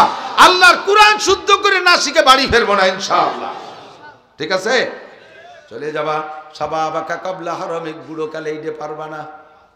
ওই 5 বুড়োর মধ্যে এক বুড়ো, সে সেহরির পরের তে শুরু করছে, পরের দিন তারাবি পর্যন্ত মসজিদ হেরোই বেড়ে এগিয়ে ভাগিয়ে ছেড়াই বেড়ায় নিয়েছে। তাই সাফ করতে আমাকে জান শেষ, কারণ ওই কালটা তো ওই বয়সী, ওই বয়স তবলিগের বয়স না। কিন্তু আমরা যাই কোন সময় সব কিছুতে রেটার্ড করে তারপরে যাই সংসারে যখন পরিত্যক্ত, ওই পরিত্যক্ত বুড়ো একেবারে আতাল কুড়িয়ে চেনেন? গরু যেটা আতালে শুয়েতে আল চাষ করতে পারেন, অন্য বলে আতাল কুড়িয়ে। এই বাড়ির বুড়ো আতাল কুড়িয়ে হয়ে গেছে। ওইটা রেখে আব্বু তুমি তবলিগি যাও, তার মানে তুমি বাড়ি থাকলে আমরা আকাম করতে পারতেছি না। রমজান আসলে আতাল কুড়িয়ে ধরিয়ে বাঁধতেছেন যে এতে কাপে বসাই দিয়েছে, আবার 10টা দিন মসজিদে তো আমরা এই দিস গুলো একটু আকাম করি রাই, ঠিক না? আর তবলিগি এতে কাপে তো বসা, এতে কাপে বসে না। ও বুড়োর এতে কাপে বসার শক্তি না, এতে কাপে সই, এতে কাপে সই বিছানা কেতে বানানো রয়েছে, ওই নিয়ে আতা সাইন করে শোয়াই দিয়েছে, তাও থাকবে না। কই মাসের মতো কানে আটতে আটতে দরজার ধারে মাথা বার হয়ে দিয়েছে। পোলাপান বাড়িতে খেলাধুলা, নান্টু দুটিয়া বিড়ি দিয়ে যা, উনি এতে কাপে বইছে, এতে কাপে শুইছে। কুহরার কালে কিচ্ছু হয় না যুবক, এখনই সম্ভব। এবছর ইস্তেমায় যাব, টঙ্গী কি বলা হয় চরমুনায় যাব ইনশাআল্লাহ, ঠিক আছে না? আমাদের ইস্তেমা, আমাদের চরমুনার মধ্যে কোনো ভাগাভাগি নাই। আমরা সকলে সম্মিলিত, উভয় দল, আমরা একসাথে। উভয় দল না, আমাদের কাজের শাখা ভাগ, একই কাজ শাখা ভাগ, একই কাজ। এখানে চরমুনার ময়দানে এক কায়দায় করি, ইস্তেমার ময়দানে আর এক কায়দায় করি, কাজের শাখা ভাগ, ঠিক কিনা? সাবাবাকা কাবলা হারামিক, যৌবন কালরে কাজে লাগাও বার্ধক্য আসার আগে। 1 নম্বর তা হলে তুমি ফেরদাউসি নুজুলা, জান্নাতুল ফেরদাউসের ভিতরে মেহমানদারি খাইবা। বলেন না সুবহানাল্লাহ। সিহাতাকা কাবলা সুকুমিক, সময় কম কামাই বেশি, অল্পের মধ্যে বেশি চাবানো যাবে না, খেয়াল করেন। 2 নম্বর তোমার যৌবন কালের পরে কাজ হলো সিহাতাকা কাবলা সুকুমিক। যারা এখন আসি হালাতে বর্তমানে আপনারা শারীরিকভাবে কেমন আছেন? বলেন না কেমন আছেন? গ্যাস্ট্রিক আছে, গ্যাস্ট্রিক আছে, আপনার চাইতে মারাত্মক গ্যাসের রোগী আরও আছে, তার চেয়ে আপনি ভালো আছেন। ডায়াবেটিস আছে আপনার চাইতে মারাত্মক ডায়াবেটিস আলা, জীবনের শেষ নিঃশ্বাসের অপেক্ষা আছে, তার চাইতে আপনি ডায়াবেটিস নিয়ে ভালো আছেন। কথা কন ঠিক কিনা? আপনার স্ট্রোক আছে, আর একজন স্ট্রোক আলা মরার অপেক্ষায় আছে, তার চেয়ে আপনি স্ট্রোকের রোগী ভালো আছেন। এমন করে আমরা এখানে যারা আছি ভালো আছি। আল্লাহ নবী কয় সিহাতাকা কাবলা সুকুমিক, রোগ আসার আগে সুস্থতার টাইমটারে কাজে লাগাও। অসুস্থ হইলে কিচ্ছু করা যায় না, অসুস্থ হইলে নামাজ ভালো লাগে না, অসুস্থ হইলে রোজা ভালো রাখা যায় না, অসুস্থ হইলে হজ করা যায় না, অসুস্থ হইলে জিকির ভালো লাগে না, অসুস্থ হইলে কিচ্ছু ভালো লাগে না।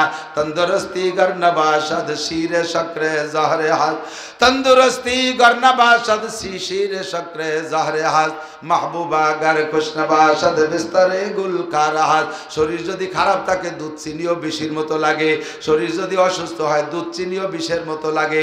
আরে ওই সময় নামাজ কালাম কিচ্ছু ভালো লাগে না। কাজেই যা করবো ইবাদত সব সুস্থ থাকতে এখনই নামাজ পড়ে নাও, এখনই নামাজের প্রতিজ্ঞা করো। আমার 10টা যুবক লাগবে, বেশি চাই না, 10টা যুবক লাগবে যারা নামাজ পড়ে না, লজ্জা শরমের কিছু নাই, নিয়মিত পড়ো না যুবক বন্ধু। আমি তোমার জন্য রাত্রে খাসভাবে দোয়া করব। আল্লাহ যদি আমারে মক্কায় নেয়, আমি হেরেমে যে তোমার জন্য দোয়া করব। বেনামাজি যারা আছে এমন 10টা যুবক প্রতিজ্ঞা করে একটু হাত দেখাও, আজকে থেকে জীবনে কোনোদিন ইচ্ছাকৃতভাবে নামাজ ছাড়বো না। এমন 10টা যুবক দেখাও, এমন 10টা যুবক দেখাও, জীবনে কোনোদিন নামাজ ছাড়বো না। এত নামাজি কয়জন হাত জাগাচ্ছে, বেনামাজিকে দেখতে চাচ্ছি। যারা নামাজ পড়ে না এরকম কয়জন একটু হাত জাগাইতে পারবে, জীবনে কোনোদিন নামাজ ছাড়বো। হ্যাঁ পাইছি, পিছনে আছে, আলহামদুলিল্লাহ, ধন্যবাদ। আল্লাহ হায়াত দারাজ করুক, আল্লাহ সুস্থতার সাথে হায়াত দিক, আল্লাহ মক্কা মদিনা জিয়ারত নসিব করে, বলেন আমিন। একটু দাঁড়ান তো আপনারা, এই কয়জন একটু দাঁড়াবেন, লজ্জার কিছুই না, খাস দোয়া হবে আপনার জন্য। যে কয়জন জাগাইছেন প্রতিজ্ঞা করে, যার জীবনে কোনোদিন নামাজ ছাড়বো না, জীবনে কোনোদিন নামাজ ছাড়বো না, জীবনে। আল্লাহ আল্লাহ এই কয়জনে তোমার ওলি বানায় নাও, বলেন না আমিন। আল্লাহ বিশ্ব ভ্রমণকারী তবলিগের সাথী বানায় নাও। আল্লাহ এদেরকে জীবনে বারবার মক্কা দেখার তৌফিক দান করো। কর্মজীবন উজ্জ্বল করে দাও, শিক্ষা জীবনে উন্নতি করার তৌফিক দাও। আল্লাহ ভালো রেজাল্ট করে, ভালো লেখাপড়া করে বড় অফিসার তাদেরকে বানায় দিও। আল্লাহ দিনের পর চলা আসান করে দাও। আল্লাহ তোমাদেরকে কবুল করুক, বসো আমিন। মাশাআল্লাহ মাহফিল কবুল হয়ে গেছে। সে হাতাকা কবলা সুকুমিক, সুস্থতারে কাজে লাগাবেন অসুস্থতার আসার আগে। 3 নম্বরে গেনা কা কবলা ফকরিক, এখন যে হালাতে আছি অর্থনৈতিকভাবে একটু বলেন, যে হালাতে আছেন কেমন আছেন বলবেন না, বলেন। 2 গোষ্ঠী শকর আদায় করে না, আমরা করতে পারবো ইনশাআল্লাহ। জীবনে আমি 2 গোষ্ঠীর শকর পাই নাই। এক হলো ব্যবসায়ীরা, ব্যবসায়ীকে কাছে জিজ্ঞেস করবো ভাইজান মাদ্রাসার কিছু চাই, বা অত জিজ্ঞেস করি কেমন চলতেছে, না ব্যবসা নাই, ব্যবসা নাই, হাসিনা চলে যাইয়ে সব শেষ হয়ে গেছে, খালেদা মরিয়ে যাইয়ে সব শেষ হয়ে গেছে, এরশাদ মারার সাথে দুনিয়া সাথে নিয়ে চলে গেছে, ব্যবসা নাই। ব্যবসা নাই তো জীবন ভরি কইস ব্যবসা নাই, তো 1 লাখ টাকার পুঁজি নিয়ে বসলি, এখন দিয়ে 1 কোটি টাকার মালিক হয়েছি, ব্যবসা না থাকলে টা আসে কোন দিয়ে? অথচ জীবন ভরিয়ে নাশক, না ব্যবসা নাই তার মানে তোমাকে দেওয়া যাবে না। আর হলো প্রত্যেক মাহফিলালারা নাশকর করে, হুজুর এবার কালেকশন নাই, কিছু দিতে পারলাম না, এখন ভিজে গামছা ফিটি মালিশ করে বিদায় দিয়ে দেয়। প্রত্যেক মাহফিলালারা নাশকর করে। আমার মাহফিলে এবার যা হয়েছে আশ্চর্য হবেন, গোপালগঞ্জ এক বক্তা উঠেই শুরু, মানে বয়ান করছে সুন্দর, শেষ দিক যাইয়ে এমন শুরু করে দিতেছে, আল্লাহ আমরা 5 তারিখে দেশ শাসন করছি গোপালগঞ্জে বসে, যারা আর্মির গাড়ি ফুড়াই দিয়ে আর্মির অস্ত্র কেটে নিয়ে গেছে, সামনে বসে একজন বাংলায় করছে, তাহলে কি আমরা 71 কি এই ছিড়ছি? এই লাগিয়ে গেল তুমুল লাগা, কালেকশন হবে কয়েক লাখ, একটা টাকাও হলো না। আমি একজন বক্তাকেও বুঝতে দেই নেই, কেউকে বুঝতে দেই না, নিজে পকেটে 5 লক্ষ টাকা নিয়ে বসে রয়েছি, সব কমপ্লিট করবো, কেউ জানতে দেবো না যে আমার এই ক্ষতি হয়ে গেছে, সব করব, বলতে না শকর করব না। আল্লাহ তাআলা বাঁচায় রাখছে, সুস্থ রাখছে, ভালো রাখছে, আল্লাহই দিচ্ছে, আমার না শকরে কি আছে? দেশের মানুষ না দিলে আমি এভাবে চলবো কি করে? আল্লাহ পাক মানুষকে দিয়ে আইছে, আমার একবার একটু অসুবিধা হতেই পারে, আর কোনোদিন না এবার মাহফিলি 5 লাখ টাকা লস, এই কথা কেন কইতে যাবেন? শকর আদায় করবেন আলহামদুলিল্লাহ। প্রত্যেক বক্তাকে 45-50 করে আমার নিজের টাকা দিয়ে দিছি, 2.5 লক্ষ টাকা শুধু বক্তাকে হাদিয়া আমার টাকা দিয়ে দিছি, আর সব বক্তার খানা আমার বাড়ি খাইছি 1.5 লাখ টাকা বাজার করে, সেটা আলাদা জিনিস, না শকর করবো না। আল্লাহ তাআলা বর্তমানে অর্থনৈতিক আপনাদের কেমন রাখছে? মনের থেকে বললে না, না সুর ভালো না, খুশির শুকর আর বেজাইরে শুকর বোঝা যায়। 10 প্রকার ভালো খাইয়ে আলহামদুলিল্লাহ, আল্লাহ এইরকম যেন সারা বছর চলে, এটাও আলহামদুলিল্লাহ। আর খাইতে মনে চাচ্ছে, অনেক পাইছেন সামান্য, আলহামদুলিল্লাহ, যা খাইছে ভালো খাইছে, না খালি কি হতাম আলহামদুলিল্লাহ, এবারও কিন্তু সুর ভালো না। সবাই অর্থনৈতিক ভাবে কেমন আছেন? আলহামদুলিল্লাহ। আরে কিসেন বেঁচে খায়, কামলা দিয়ে খায়, তবুও তো কামলা দেওয়ার শক্তি আল্লাহ দিয়ে রাখছে। ভ্যান চালায় 500 টাকা কামাই করে, আমার শিল্পপতি, কোটিপতি, রাষ্ট্রপতি, ভগ্নিপতি হওয়ার দরকার নাই, আমার এই কিসেন বেচা, কামলা দেওয়া, ভ্যান চালায় লাইনটা, আলহামদুলিল্লাহ, ঠিক না? ফকির একটা শুয়ে শুয়ে ভিক্ষা করতেছে, মাথার কাছে ভাঙ্গা থাল, আর একটা খোলা ফকির আইটে এটে ভিক্ষা করতেছে। এই আটা ফকির ব্যাগের থেকে 5 টাকা বেরোইয়ে শোয়া ফকির থালের মধ্যে দিচ্ছে। সাংবাদিকরা দিয়ে কয়, তুইও ফকির, ও ফকির, ফকিরে ফকিরে ভিক্ষে দেয় নাকি? তো ওই আটা ফকির বলতেছে, আমার ভাই শুয়ে থাকে, হাঁটতে পারে না, দাঁড়ে দাঁড়ে যাইতে পারে না, আল্লাহ পাক আমারে তার চেয়ে ভালো রাখছে, আমি তো কেউ না দিলে তার পিছনে কিছুক্ষণ খোড়াই খোড়াই হলেও দাবলাতে পারি, 12 জায়গা ঘুরিয়ে কামাই হলি, ওরে যে কাজতে ফকির দেখলি কেউ দাঁড়ে আসে না, যাওয়ার প্লেটের মধ্যে পয়সা নাই। তাই আমি চিন্তা করলাম যে আমি তো তার চেয়ে ভালো আছি, আমার ভিক্ষার একটা জাকাত আছে, সেই জাকাতের থেকে 5 টাকা দিয়ে দিলাম। দাঁড়াও সেকেন্দার সে ও মর্দে ফকির আওলা জিসকি ফকিরি বেবুয়া সাদুল্লাহ। হাজার হাজার রাজা বাচ্চা, কোটিপতি, শিল্পপতি, কৃপণ যারা, তাদের চাইতে আল্লাহর কাছে এই ফকিরের দাম কোটি কোটি গুণ বেশি, ঠিক কিনা? আপনার যা আছে তা নিয়ে নেমে পড়েন, পরে বড় লোক হলে আল্লাহরে বস্তা ভরে দেবেন, তুমি বড় লোক হবা কিনা তা ঠিক আছে, অমা তাদরি মাজা তাকসিবু গদা, একটু পরে তুমি কি ইনকাম করবা জানো? তুমি 5 খান গাড়ি হটাইতেছো, রাস্তায় যে হাঁটতেছে, হাঁটতে পয়সা নাই কাছে, হাঁটতে হাঁটতে ক্লান্ত হয়ে গেছে, আল্লাহ যদি 5টা টাকা দিতে একটু ভ্যানে যেতাম, কইতে কইতে দেয় যে রাস্তার পাশে একটা কয়েন চিকচিক করতেছে, খুশিতে বাঘ বাঘ, তুমি এত তাড়াতাড়ি দোয়া কবুল হবো তা তো বুঝতে পারিনি। 5 টাকায় যে ভ্যানে কদ্দূর গেছে, এখন বসছে যে আল্লাহরে কইলেই তো দেয়, পথ তো আরো রয়ে গেছে 30 কিলো। এখন কাছে আল্লাহ যদি আমার 100 টাকা দিতে তাহলে তোমারে 5 টাকা দিতাম। আল্লাহ ওরে 100 টাকা দিল, আল্লাহরে 5 টাকা দেয়। একটু আগে দেয় যে কয়টা টাকা বেলানো, গুনিয়ে দেয় যে 95টা। কয় যে আল্লাহ তুমি বিশ্বাস করতে পারলেন, তোমার 5 টাকা রাখিয়ে দিছো, তুমি 100 টাকা দিয়ে দিতে, আমি 5 টাকা তোমার তোমার 5 টাকা হাতে রাখিয়ে দিলে। দোস্ত আল্লাহ ভালোই রে জানে, আলিমুম বিজাতিস সুদূর, কোটিপতি বানাই দিলে। এদিক তাকান, এদিক তাকান। আপনি আল্লাহরে বলতেছেন আল্লাহ আমারে 1 কোটি টাকা দাও, আমি এই যাত্রাবাড়ি মাদ্রাসায় 50 লাখ টাকা দিয়ে দেব। আমারে 1 কোটি টাকা দাও, আমি যাত্রাবাড়ি মাদ্রাসায় 50 লাখ টাকা দেব। বলা যাবে না এ কথা? কিন্তু এ কথা আমল করা ভারী কঠিন। আপনারে 1 কোটি দিলে 50 লাখ টাকা দেবেন, তার মানে 50%, তাই তো? 50% না? আপনারে 1 কোটি দিলে যে 50 লাখ দেবেন, এই 50% দেবেন, এর একটা প্রমাণ এখন হয়ে যাক। আপনার পকেটে কি 1000 টাকা আছে? যদি ওর থেকে 500 টাকা এখন এই জায়গা দিতে পারেন, তাহলে বোঝা যাবে যে আপনি 1 লাখের থেকে 50 লাখ দিতে পারবেন, 1 কোটিতে 50 লাখ দিতে পারবেন। বরঞ্চ 1000 টাকা থেকে 500 টাকা দেওয়া যত সহজ, এটাও 50%। 1000 টাকা থেকে 500 টাকা দেওয়াও 50%, আর 1 কোটিতে 50 লাখ দেওয়া 50%। 1000-এর থেকে 500 টাকা দেওয়া 50% যত সহজ, 1 কোটির 50% 50 লাখ দেওয়া অত সহজ না। তুমি যে আমারে লোভ দিচ্ছ যে আল্লাহ আমারে 1 কোটি টাকা দাও, তোমারে 50 লাখ দিবানি, আল্লাহ তোর পকেটে 1000 টাকা থাকলে ওইতে 500 টাকা দে, তাহলে বুঝবো যে তুই পারবি। আছে আছে 1000 আছে। আজকের পকেটে যার পকেটে যা আছে তার অর্ধেক যদি দিতে পারেন, তাহলে বুঝবো যে আপনার 1 কোটি টাকা দিলে পারে আপনি 2 লাখ দিতে পারবেন, 50 লাখ না। 1 কোটি দিলে আপনি 2 লাখ দিতে পারবেন, এটা বুঝবো যদি আজকের পকেটে যা আছে তার অর্ধেক ভাগ করে দিতে পারেন। অনেকেই পারবেন না, কয় যে হুজুর আমি আসার সময় 1 লাখ টাকা উঠে নিয়েছি, ওতে 50 কি এড়ে দেয়, কি যাইতেই ব্যাপার। তাহলে আল্লাহ কয় তোমার পকেটের 1 লাখের 50 যদি না দিতে পারো, আমারে 1 কোটি টাকা লোভ দিচ্ছ, 50 লাখ টাকা আমারে দিবা, এটা কিভাবে সম্ভব? তুমি দিবা না, কোনোদিনও দিবা না। যে হালাতে আছো ওইটাই তুমি ধনী আছো। আরে বড় লোকরা দিতে পারে না। বিশাল এক বড় লোকের কাছে আমি কালেকশনে গেছি, কয় যে হুজুর কিচ্ছু নাই, কিচ্ছু নাই। এবার দি কতটা করলেন শুনলাম, কিছু নেই মানে ওই তো ওই জন্যই তো কিছু নাই। এই গাজীপুর 10 বিঘে জমি রাখা লাগলো, ওই জায়গা 6টা গার্মেন্টস করছি 7 তলা করে। এরপরে এই গার্মেন্টসের ম্যানেজার কয় স্যার এই পরের গার্মেন্টসের মালামাল তো সবই করছি, পরের গাড়িতে মালামাল নিলে এতে যে ভাড়া দেওয়া লাগে মেলা খরচ হয়ে যায়, এই জন্য 20 খান কাভার ভ্যান বানানো লাগছে, আর 20 খান ডিস্ট্রিক্টে রাখ।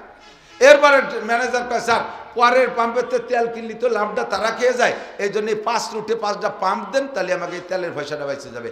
এই পাম্প 5টা বানাতে যাইয়ে সর্বনাশ করছে। ছেলে মেয়ে কয় যে সবার গাড়ি আছে রাস্তায়, আমাকে কোনো পরিবহন নাই। এই জায়গা 50 খান গাড়ি নামাতে যাইয়ে কিছু নাই, মরিয়ে গেছে। ফিরার জানাজা কাফনের কাপড় কেনার পয়সাও নাই। মানে এমনভাবে মুখ চাইছে করছে। আমি বললাম যে তাহলে আপনারা 10 টাকা দেবো চা খাইতে, সেটা আপনার ব্যাপার। তার মানে রাজি, 10 টাকা নিতে রাজি। তোর মতো বড় লোকের চাইতে ওই ফকির ভালো। কতক্ষণ যে ফকির পকেটের থেকে 5 টাকা বের করে শোয়া ফকির দিয়েছে। গিনা কাবলা ফকরি, বড় লোক হয়ে আল্লাহরে অনেক কিছু করে দেবেন সেই আশা করার দরকার নেই, এখনই রেডি হয়ে যান। ফেরাকা কাবলা সুগুলিক, ঝামেলা আসার আগে ঝামেলা মুক্ত সময়ের কাজে লাগান। ও হায়াতাকা কাবলা মৌতিক, মরার পরে আল্লাহরও অনেক লোভ দেবেন, অনেক প্রলোভন দেবেন। আল্লাহকে কাম হবে না, কাম হবে না, কাম হবে না। রব্বানা আবসারনা ওয়া সামিনা ফারজিনা নামাল সালিহান ইন্না মুকিনুন। আল্লাহ এখন শুনছি দেখছি বুঝছি, আরেকটা বার দুনিয়ায় পাঠায় দাও, ভালো হবো। আল্লাহকে ইকসাউ ফিহা ওয়া লা তুকাল্লিমুন, কথা বলবি না, কথা বলবি না। যাত্রাবাড়ি মাদ্রাসায় মাঠে ফেলাইয়া মৌলানা নাসির সাহেব কম তো কই নেই, সে কথাগুলোর পর কয়টা আমল করছিস? সেইগুলোর পর আমল করলে বুঝতাম যে তোরে আর একবার পাঠালি ভালো হবি, কিন্তু আর পাঠানোর সুযোগ নাই। ওই একবারই যথেষ্ট দোস্ত।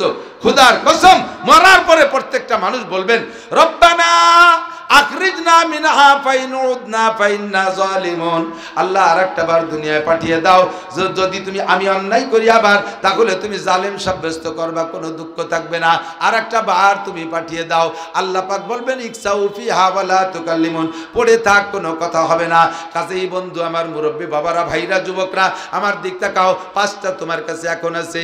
এক নম্বরে কি বলা হয়? এক নম্বরে শাবাবাকা, যৌবনকাল আছে যাদের, তারা বার্ধক্য আসার আগে কাজে লাগাও। দুই নম্বরে গিনাকা কাবলা ফকরিক, অভাব আসার আগে অর্থরে কাজে লাগাও। তিন নম্বরে ফেরাকা কাবলা সুগুলিক, ঝামেলা আসার আগে বর্তমানে যে হালাত আছে ঝামেলা মুক্ত, এই ডেরে কাজে লাগাই ফেলেন। তিন নম্বরে, চার নম্বরে কি বললাম? শাবাবাকা কবলা সিহাতাকা কবলা সুকুমিক, রোগ আসার আগে সুস্থতারে কাজে লাগাও। পাঁচ নম্বরে হায়াতাকা কবলা মৌতিক, মরণ আসার আগে হায়াতরে কাজে লাগাও। আল্লাহ পাক আমাদের তৌফিক দান করে, জোরে বলেন আমিন। আজকে যারা এখানে আছেন, মরার পরে আর কিছুই করতে পারবেন না। জীবনে বহু টাকা কামাই করেছেন বাবা, আমি যদি হিসাব চাই আমার কাছেও দিতে পারবেন না, আল্লাহর কাছেও হিসাব দিতে পারবেন না। জীবনে কে কয় টাকা কামাই করেছেন, অবশ্যই শতভাগ গ্যারান্টি জীবনে যা কামাই করছেন সব টাকা কেউ রাখতে পারেন নাই। আছে একজন মানুষ যদি বলতে পারেন, তারে আমি পুরস্কার দেব যে সারা জীবনে যা ইনকাম করছি চাইরে নাও, খরচ করি নেই, সব রেখে দিছি, এমন কোনো মানুষ নাই। সবই খরচ হয়ে গেছে, বেশিরভাগ চলে গেছে। সামনে যা ইনকাম করব তাও চলে যাবে। আল্লাহ পাক বলেন ওমা তুকাদ্দিমু লিআনফুসিকুম মিন খাইরিন তাজিদুহু ইনদাল্লাহ, আমারে কয়টা টাকা দে বান্দা, আমারে কয়টা টাকা দে, এই টাকা কয়টা নষ্ট হবে না, হাজার কোটি গুণ বাড়াইয়া আমি তোরে একদিন জমা দিয়ে দেব তোর হাতে, তুই জান্নাতে চলে যাবি। আমারে কয়টা টাকা দে। মাদ্রাসাগুলো আছে বিদায় দুনিয়া এখনো টিকে আছে, কোরআন কিতাব পড়া আছে বিদায় দিন ধর্ম আছে, আর দিন ধর্ম আছে বিদায় দুনিয়া টিকে আছে। আল্লাহর মেহমান কোরআনের পাখিগুলো, এদেরকে সরকার এক টাকাও দেয় না, জীবনে কোনো দিন দেবে না। বিএনপি সরকার দিয়ে যায় নাই, এরশাদ সরকার দিয়ে যায় নাই, আমলিক সরকার দিয়ে যায় নাই, বর্তমান ডক্টর ইউনূসের সরকারও দিচ্ছে না, দেবেও না। কিন্তু এরা না থাকলে কেউ থাকবে না, এর মধ্যে কোনো সন্দেহ নাই। সময় কম নাই, তাই সময় কম, তাই বুঝাইতে পারছি না। তাড়াতাড়ি বলতেছে, আমার দিক খেয়াল করবেন। আব্বা চলে গেছে, মা চলে গেছে, আমিও চলে যাব, আপনিও চলে যাবেন। দোস্তরে সাদকায়ে জারিয়ার জন্য মাদ্রাসার ছাত্ররা তারা কোরআন কিতাব পড়বে, এরা খানা খাইয়া কোরআন পড়বে। এই জন্য আপনার ইনকামের থেকে মোহাব্বতের সাথে বছরে এই মাদ্রাসায় 2 বস্তা 5 বস্তা 1 বস্তা চাউল দেবেন। আপনার এই পরিশ্রমের চাউল খাইয়া আল্লাহর কোরআনের পাখিগুলো কোরআন শরীফ পড়বে। আপনি কবরে চলে যান আর আপনি দুনিয়ার যেখানে যান, নিয়মিত আপনার আমল নামায় নেকি যাইতে থাকবে। আপনার কামাই দিয়ে আপনার ছেলে মেয়ে খায়, ওরা একজনও নামাজ পড়ে না, কোরআন পড়ে না, পড়লেও দোয়া করার সময় পায় না। এরা এক মুঠ ভাত খায়, শেষ রাত্রে ওইটা আল্লাহর কাছে দোয়া করবে। আল্লাহ পাক আপনার আয় রোজগারে বরকত দেবে।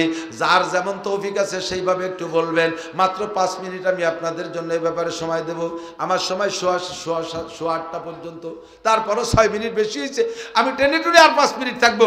একটা মানুষ বলবেন আমি মুসাফির আপনার জন্য দোয়া করব যে আমি বছরে এই মাদ্রাসার লিল্লা বডিকে এতিম গরিবদের জন্য বছরে 5 বস্তা চাউল দেব, বছরে 5 বস্তা চাউল দেব।